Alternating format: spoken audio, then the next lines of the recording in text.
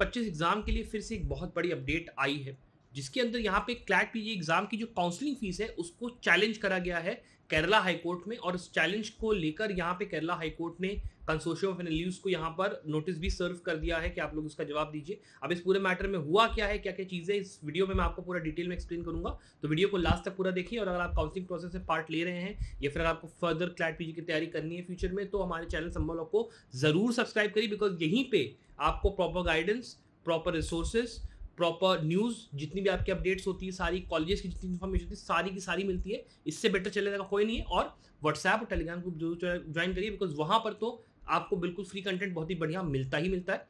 और साथ ही में हमारा जो एक कोर्स है, अगर आपको चेकआउट करना है हमारा क्लैट पीजी का, वो मैं आगे आपको बताऊंगा क्या उसमें चीज़ है। अब देखिए यहाँ पे बेसिकली जो मेन मैटर है वो ये है कि यहाँ पे ये रिट जो है यहाँ पे Sandhya Eliza Suresh versus Union of India के अंदर में फाइल की गई है 17 जून को ही, मतलब कल ही जस्ट फाइल करी गई है केरला हाई कोर्ट में काउंसलिंग फीस को चैलेंज करते हुए। यहाँ पे जो पिटिशनर्स है उसमें आपके रिजवी मोहम्मद, गोकुल कृष्णन और आपका legal characters of students ID काफी ऑर्गेनाइजेशन ने चैलेंज करा है। अब यहाँ पे बेसिकली समझ लो डिस्प्यूट क्या है। डिस्प्यूट यहाँ पे ये है कि देखिए काउंसलिंग प्रोसेस जो होती है, जब काउंसलिंग प्रोसेस शुरू होती है तो वहाँ पे पहली बात आपको दिखता होगा 30,000 रुपीज आपको देने होते हैं काउंसलिंग फीस के लिए। जनरल कैटेगरी वाले स्टूडेंट्स को 20,000 देना होता होगा, SC ST OBC और बाकी जो हमारे कैंडिडेट्स हैं उनको। और उसके बाद जैसे ही आप फर्स्ट राउंड की काउंसलिंग आपकी जैसे अभी 20th को ये होनी है, उसके अंदर में ये लोग क्या करते हैं कि ये लोग कहते हैं 20,000 रुपीज आपको देने हैं अगर आपको फ्लोट करना है या फिर फ्रीज करना है। और ये जो 20,000 रुपीज होते हैं इसके अंदर ये फीस होती है non refundable fees. That is the contention यहाँ पर स्टूडेंट्स का। उन्होंने पिटिशनर से बेसिकली ये बोला है कि ये जो 2 tier सिस्टम है ना फीस का, ये आर्बिट्ररी है। और ये यहाँ पे जो हमारा सोशियो इकोनॉमिक डिस्पैरिटीज हैं वो यहाँ पर डिसएडवांटेज करती हैं कहीं ना कहीं उन स्टूडेंट्स को जो कि मेरिटोरियस हैं लेकिन फाइनेंशियली इतने अच्छे नहीं है। बिकॉज समझ लीजिए अगर आपको ये पता चले कि 20,000 रुपये है और आपको वो 20,000 रुपये काउंसलिंग में आपको कॉलेज मिले चाहे ना मिले, आपको जो कॉलेज या फिर मिल रहा है वो आपको पसंद ना आए, तो आपको 20,000 रुपये तो पक्का पक्का चले जाएंगे। तो ये कल भी इवन मैं जब लाइव सेशन करता कई स्टूडेंट्स का डाउट था कि सर रिफंड मिलेगा नहीं मिलेगा, रिफंड मिलेगा नहीं मिलेगा। यहाँ पे पॉइंट ये है कि रिफंड वो नहीं मिलेगा। तो ये चीज़ को यहाँ पे करते हुए इन्होंने केरला हाई कोर्ट में इसको चैलेंज करा है।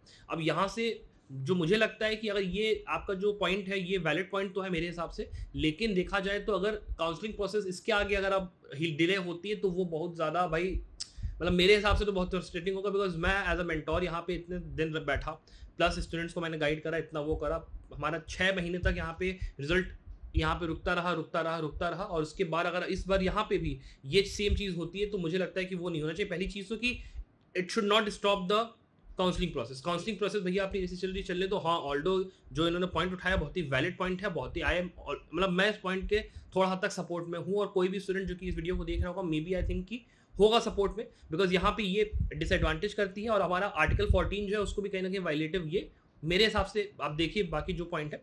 उसके अलावा इन्होंने कहा कि जो कंफर्मेशन फीस है वो आपकी प्यूनिटिव है और ये क्लियरली जो एडमिशन का प्रोस्पेक्टस है वो उसमें इन्होंने कहा है कि डिस्क्लोज नहीं किया, मतलब इन्होंने मेंशन करा है, पिटिशनर्स की आर्गुमेंट है, मैं उसमें इन्होंने मेंशन करा ये अपना हो रहा है। इसके अलावा इन्होंने ये भी कहा कि जो यूजीसी की रिफंड पॉलिसी है 2024-25 की, उसके हिसाब से उसको एक कॉन्ट्रडिक्ट करता है और ये कैंडिडेट्स को बर्डन कसता है ऐसे कॉस्ट से जो कि स्कॉलरशिप या लोन्स के थ्रू भी कवर नहीं होती, बिकॉज ये पैसा आपको एक बार में देना होता है। 20,000 रुपीज आपके जाएंगे ही जाएंगे सीधे तरीके से।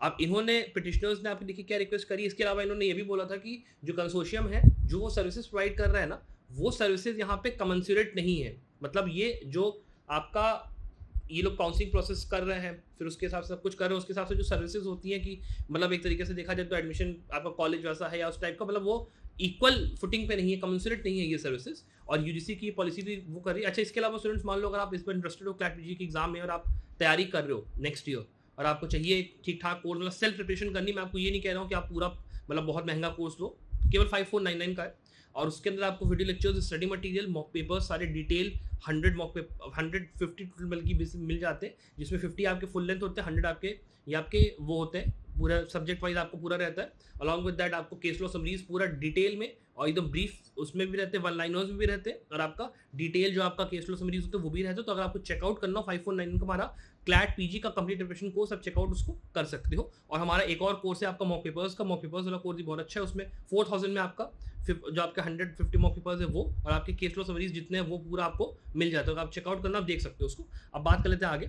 यहाँ पे फिर पिटिशनर्स देखो क्या रिलीज सॉर्ट करिए कि इन्होंने कहा है कि जो यहाँ पे काउंसलिंग रजिस्ट्रेशन और कंफर्मेशन फीस है, ठीक है, उनको यहाँ पे बेसिकली क्वॉश किया जाए और यहाँ पे जो कैंडिडेट्स अगर फुल रिफंड वो अपना है उसको दिया जाए। अगर मान लो उनको एडमिट नहीं किया जा रहा है, मतलब आपने अगर वो नहीं किया है, तो जो 20,000 है प्लस जो आपको 30,000 है वो पूरा वापस करो। ये क्या बात होती है कि कंफर्मेशन फीस के नाम पे 20,000 ले रहे हो और यहाँ पर उसको रिफंड भी तुम लोग नहीं कर रहे हो। That is somewhere wrong. और इन्होंने केस की जो अगली हियरिंग है वो यहाँ पे 22 जुलाई के लिए यहाँ पे शेड्यूल्ड है। मतलब अभी नहीं, ये काउंसलिंग प्रोसेस आपकी खत्म होगी। प्रोसेस खत्म होने के बाद यहाँ पे अगला जो हियरिंग है केस का वो सुना जाएगा। तो इसका जो इम्पैक्ट है वो कहीं ना कहीं क्लैट पीजी 2026 पे शायद हमको दिखाई दे। 25 के अंदर में अब यहाँ पे मुझे लगता नहीं है कुछ यहाँ पे इसका शायद इम्पैक्ट इतना आए। अगर मान लीजिए कोर्ट के बीच में कुछ मान लो हियरिंग वेयरिंग है, वैसे तो शेड्यूल अपना उसका है, लेकिन इम्पैक्ट यहाँ पे नहीं पड़ना चाहिए मोस्ट प्रोबेबली। लेकिन अगर अब देखते हैं क्या होता है, भाई कोर्ट्स हैं यहाँ पे, हो सकता है एक और पिटीशन फाइल हो जाए, कुछ हो जाए, तो उसका कुछ कह नहीं सकते। इसलिए मैंने स्टार्टिंग में भी बोला कि मैं बस ये नहीं चाहता हूँ कि काउंसलिंग प्रोसेस अब यहाँ पे रुके।